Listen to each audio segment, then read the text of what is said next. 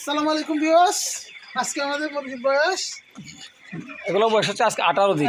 এগুলো হচ্ছে আমাদের নাইস বাচ্চাগুলো। আপনাদেরকে যে বাচ্চাগুলোর বোর্ডিং করার সময় আসিফ ভাই বোর্ডিং করতেছে ভিডিও দিয়েছিলাম, ওই বাচ্চাগুলো এখানে বাচ্চা ছিল 1200। আলহামদুলিল্লাহ মুরগি সুস্থ আছে। এখানে 600 রাখছি, আর যদি দেখেন উপরেটার 600 রাখছি। এখানে নাইস বাচ্চাগুলো, সবাই দোয়া করবেন আমাদের মুরগিগুলোর জন্য। 18 দিন বয়স মুরগি হবে আপনারা বাড়িতে 600-700 না, বেশি 600-700 হবে, এর বেশি হবে না।